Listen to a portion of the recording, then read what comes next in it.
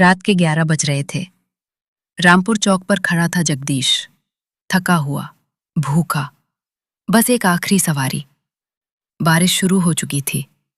तभी 3 लोग भागते हुए आए, सुमित्रा बाई, आकाश, पंडित जी। भाई चंद्रपुरा जाना है। जगदीश रुका। रात को उस तरफ नहीं जाता मैं। आकाश ने मुंह बिचकाया। क्यों, डरते हो? जगदीश चुप। बारिश तेज, तीनों भीग रहे थे। ठीक है, बैठो। ऑटो चल पड़ा। हाईवे पर निकलते ही नेटवर्क गायब। ऑटो में 3 लोग थे। मिरर में 4 परछाई थीं। जगदीश ने आंखें मली, फिर से देखा।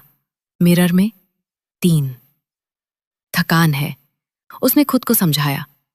लेकिन पंडित जी की आंखें खुल गई थीं, जैसे उन्होंने कुछ महसूस किया हो। बिना कुछ कहे उन्होंने छड़ी कसकर पकड़ ली। तभी सड़क के किनारे एक आकृति, एक बच्ची, सफेद फ्रॉक, बारिश में अकेली। जगदीश का पैर ब्रेक पर गया। सुमित्रा बाई चीखीं, रुको मत, भाई रुको मत। लेकिन ऑटो रुक चुका था। बच्ची ने मुंह उठाया। उसकी आंखें सफेद थीं, पूरी तरह सफेद।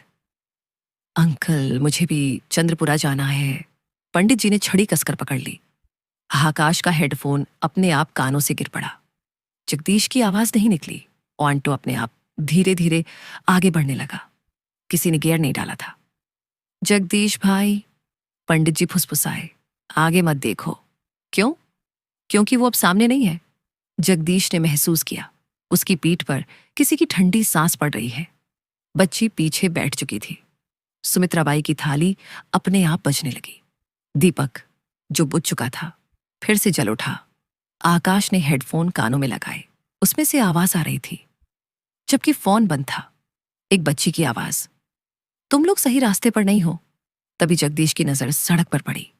एक साइन बोर्ड, चंद्रपुरा 12 किलोमीटर। उसने सोचा, ठीक है, अभी तो आधा रास्ता बाकी है। 5 मिनट और चला, फिर से साइन बोर्ड, चंद्रपुरा 12 किलोमीटर। ये तो वही बोर्ड है। पंडित जी धीरे बोले, हाँ, हम एक घेरे में हैं। इस रास्ते का कोई अंत नहीं, जब तक वो चाहे। सुमित्राबाई ने थाली उठाई और धीमे स्वर में मंत्र पढ़ने लगी। आकाश ने कहा, मैं उतरना चाहता हूं। मत उतरो।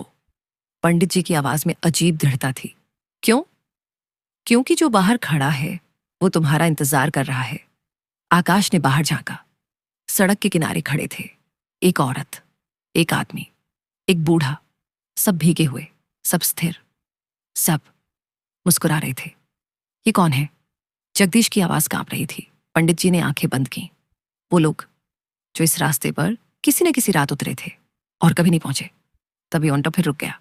इंजन बंद, लाइट बंद, पूरा अंधेरा। और उस अंधेरे में किसी के कान के पास एक फुसफुसाहट। जगदीश, किराया तो लेना भूल गए। जगदीश ने मुड़कर देखा। पीछे की सीट खाली थी। तीनों यात्री गायब। सिर्फ सुमित्राबाई की थाली पड़ी थी। जगदीश चीखा, ऑटो स्टार्ट किया, भागा। आंखें सिर्फ सामने, मिरर की तरफ नहीं देखा, एक बार भी नहीं। क्योंकि उसे पता था, अगर देखा तो मिरर में जो दिखेगा वो नहीं होगा जो वो देखना चाहता है। किसी तरह, कैसे, उसे नहीं पता। वो रामपुर चौक वापस पहुंच गया। रात के 2 बज रहे थे। वो कांपते हुए ऑटो से उतरा, घर भागा।